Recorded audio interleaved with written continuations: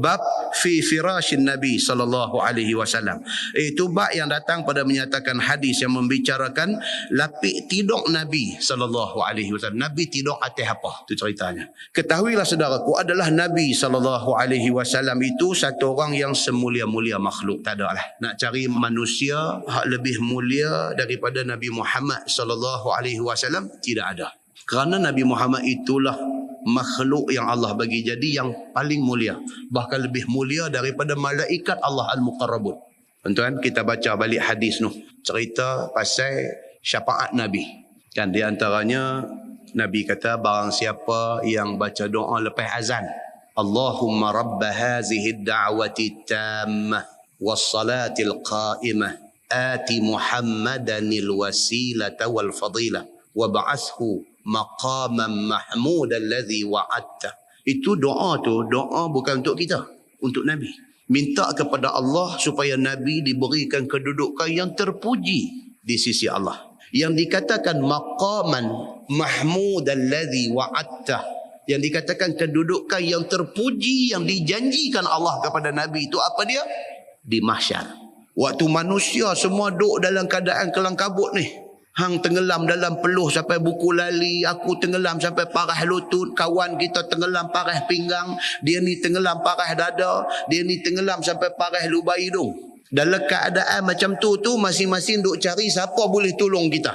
Ini hadis panjang, dalam Bukhari ada, dalam Muslim pun ada. Duk cari siapa boleh tolong kita.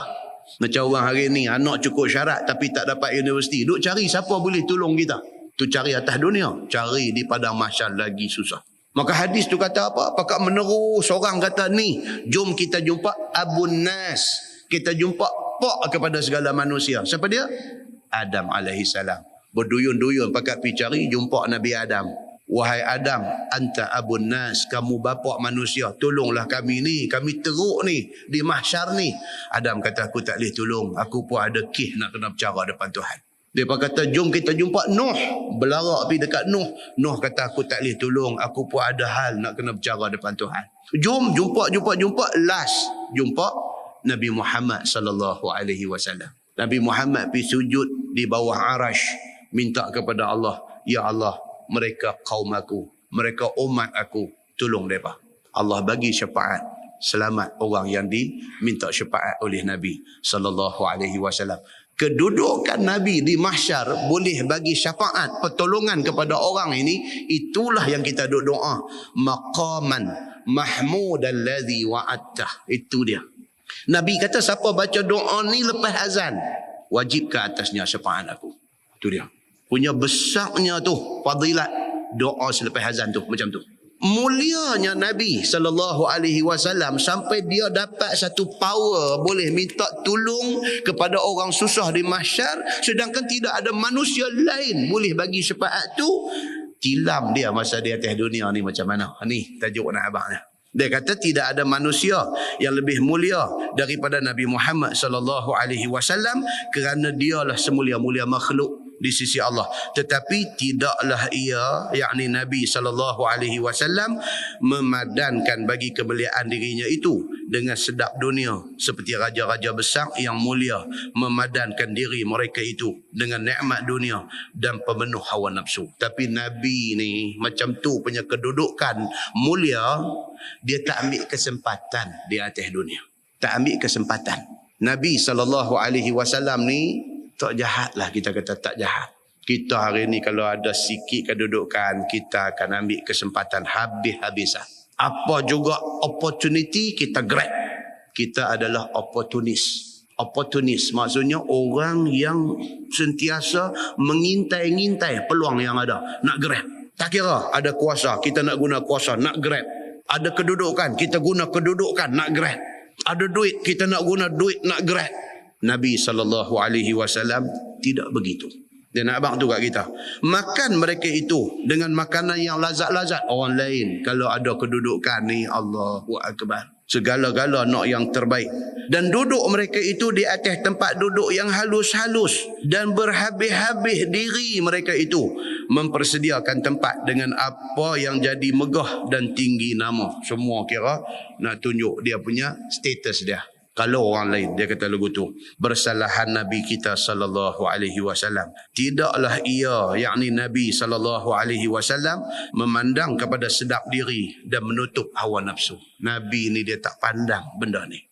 Bahkan diambilnya apa suatu yang tidak merosakkan badan dan tidak memberi gendala kepada menyediakan bekal akhirat. Nabi akan ambil ni ala kadar, jangan sampai benda tu menghalang Nabi buat ibadat. Itu maksud dia.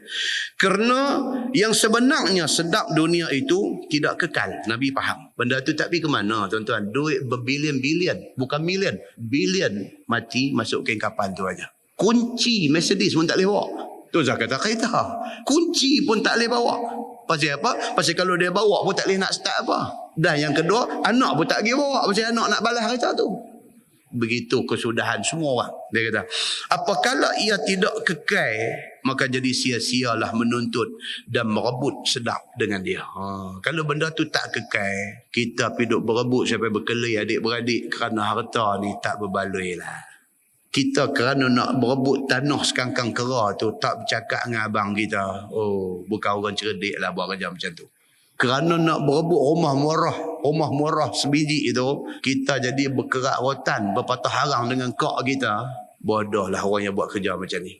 Ni dia nak beritahu. Kalau kita ingat balik benda ni, nilai silaturahim dengan abang, kak, adik kita tu jauh lebih mahal daripada apa hak kita nak berebut tu. Tuan, benda ni kena jaga. Satu sahabat saya, dia pernah cerita kat saya. Dia kata, Ustaz, dia kata saya tak faham anak saya ni tak boleh baik. Dia kata, anak saya ni, hak abang dengan hak adik berkelahi sepanjang masa, tak boleh nak baik. Sampai ke tahap kadang-kadang makan ni, kalau abang makan, adik tak makan. Tak lagi baru dia makan. Dia jadi bermusuh, jadi tak boleh tengok muka. Awak dia jadi macam ni. Saya ni habis doa, habis bangkit malam sembahyang, minta dekat Allah, bagilah keluarga jadi elok. Tak syok lah tengok adik-beradik jadi macam ni. Panggil duduk nasihat, panggil anak duduk cakap elok-elok. Apa masalah? Tak boleh selesai, Ustaz, dia kata. Sekali pikiang punya pikiang, dia kata, teringat satu lah, dia dengan abang dia di kampung tu. Ada sikit lah masalah harta pusaka ni. Ada sikit. Tak boleh teruk sangat. Dia kata cuma kecil hati lagu tu lah. Rasa macam ada sikit hak dia abang ambil. Lebih kurang sikit macam tu aja. Dan dia pun bukanlah berkelahi apa sangat. Cuma tawang hati. Tawang hati ni cerita dia tak telefon tanya abang. Cerita dia tak berasa nak pergi rumah dia. Cerita lagu tu lah. Tapi tak ada lah sampai memusuh teruk-teruk. Dia kata cuma tak bersembang pun betul lah. Dia kata tak bersembang. Tawang hati. Benci tak dia kata. Tapi tawang hati. Mak pak dah tak ada. Jadi bila raya nak pergi ke mana, pergi rumah abang tu tak pergi. Pasal apa? Tawang hati. Fikir dia kata bincang dengan bini dia. Pasal ni kah? Dia kata yang anak pergi jadi macam ni. Dah tu duk cari hal lain tak nampak sebab. Terai tengok dia kata balik kampung pergi. Abang pun terkejut tengok dia mai. Tak mai betul. Assalamualaikum abang. Pergi salam peluk abang dia. Peluk abang dia yang mata turun darah apa kagu ni. Dia kata abang saya apa pun salah silap saya. Apa pun saya minta maaf kat abang. Abang pun tak saya ingat apa. Tak usah duk patah balik. Tengok balik siapa betul siapa salah. Sekali lagi berkelahi balik. Tak usah benda tu semua buang. Abang saya dunia akhirat. Abang terima saya jadi adik abang. Abang pun teriak. Elok. Allahu Akbar Ustaz. Dia kata balik rumah on the spot. Anak jadi elok. On the spot. Jadi elok. Dia kata saya tak boleh bercakap apa. Saya tengok bini saya yang mata. Bini saya yang mata. Tuan-tuan, Allah Subhanahu Wa Taala Maha Adil, Maha Bijaksana. Dia macam tu aja. Hang buat tang ni, aku tarik tang ni. Hang buat tang ni, aku tarik tang ni. Tuhan, tuan-tuan. Satu orang gaji dah ada, halal apa semua, cukup. Pergi ambil rasuah. Dia pergi rosak kereta. Kena roboh 5,000. Rasuah makan 500. Tuhan tarik 5,000. Tapi tak ramai orang. Dia fikir, dia relate benda tu. Tak ramai. Dia cuma maki, dia pergi tendang tayar kereta. Dia kata, aku time tak ada duit masa ni hang nak rosak, dia tendang tayar sekali. Dia tak nampak tu. 500 yang dia ambil tu, 5,000 Tuhan tarik tang ni. Satu orang ada kedudukan. Dia buat naya orang di bawah dia. Dia buat naya. Satu hari tuan-tuan, anak dia duduk bawah orang lain, kena naya dengan orang tu. Bila anak dia kena naya, dia marah ni tak tahu nak apa. Dia terlupa dulu masa dia duduk pada satu kedudukan, dia buat naya orang. Nampak tuan? Allah ni dia duduk ada. Dan dia duk observe tengok kita ni. Hanya orang yang ambil fikir nampak benda ni. Apa pun kita tak mau pergi terlibat dengan benda-benda macam ni. Baik. So dia kata maka itulah Nabi kita sallallahu alaihi wasallam. Tempat tidur tidak serupa dengan tempat tidur orang yang bersedak-sedak dalam dunia tadi.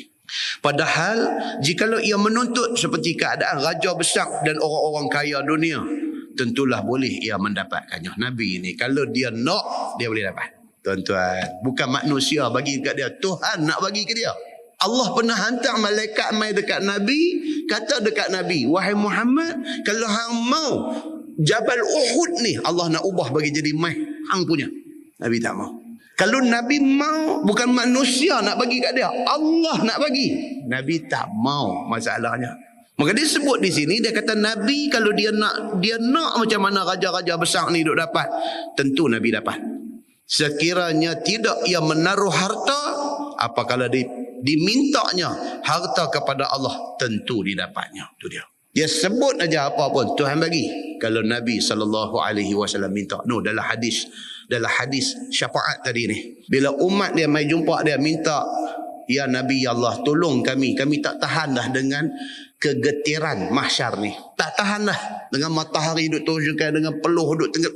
Tak tahan dah minta tolong. Nabi sujud kepala dia di bawah arash, minta kepada Allah, ya Allah ini umat aku, ini umat aku. Baru sebut banyak tu, Allah kata dekat Nabi, irfa' ra'sak, angkat kepala hang. Allah tak boleh tengok Nabi letak dahi pergi minta dekat dia. Allah tak boleh tengok. Angkat kepala hang, sal, minta apa hang nak minta, u'ti, hang akan diberi apa yang hang mahu. Begitu Nabi SAW, dia tak minta habuan dia tak minta. Ni dia duduk cerita ni. Dengan tiada ia berusaha bersungguh-sungguh kepada dunia dan harta. Tetapi harta Nabi SAW itu sangat banyak di dalam tangannya. Tetapi tiada bergantung Nabi dengan kesedapan yang fana itu. Nabi tak peduli itu semua. Itulah sehingga lapik tempat tidurnya pun daripada kulit berisi sabut. Itu tilam Nabi. Kulit sabut dalam. Begitu aja. Sebagaimana hadis dikeluarkan oleh Imam At-Tirmizi, kata dia an Aisyah qalat innama kana firashun Nabi sallallahu alaihi wasallam allazi yanamu alaihi adaman hashwuhu lif. Diriwayatkan daripada isteri Nabi sallallahu alaihi wasallam, Aisyah radhiyallahu anha, kata dia hanya sanya adalah tempat lapik tidur Nabi sallallahu alaihi wasallam ialah kulit berisi sabut di dalamnya. Tu aja tilam dia. Dan kata At-Tirmizi, bermula ini hadis hasan lagi sahih. Dan pada bab ini ada riwayat daripada Hafsah dan daripada Jabir. Baik, dia kata membuat tilam dan tikar bantai itu boleh ke tak boleh? Boleh tak boleh kita buat tilam? Tilam kita dah bukan sabut lah. Tilam kabu pun tak ada dah lah ni. Dan dulu zaman kita kecil-kecil dulu, mak kita tilam kabu. Belakang dapur rumah pokok kabu. Kan? Dulu zaman dulu pokok apa? Tanam semua pokok hak ada manfaat aja. Pokok kabu. Pasal apa? Nak buat tilam, nak buat bantai. Pokok setui. Pasal apa? Pasal nak menyicah sampai belacan. Pokok stak. Pokok rekup. Budak lah pun tak tahu dah. Dia kata buah apa ke benda tu. Setui pun tak pernah dengar. Rekup lagi tak pernah dengar. Rekup. Pokok muyu. Muyu. Nama dulu. Budak-budak lah tahu muyu. Ha? Makan sampai jadi biru mulut ni. Dulu. Kan?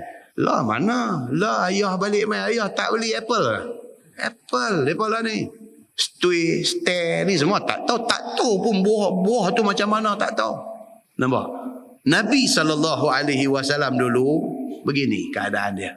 Sabut, ambil posok buat bantai. Tidur. Berbantalkan bantal sabut. Dan juga bertilamkan tilam sabut. Dia kata. Bermula hadis itu hadis hasan. Baik, nak buat bantai, tilam, tikar ni boleh tak boleh? Kata Imam Nawawi rahimahullahu ta'ala, pada umpama hadis itu dalil atas harus membuat dan mengambil dan menggunakan tikar, bantai, tilam dan tidur di atasnya. Tak salah.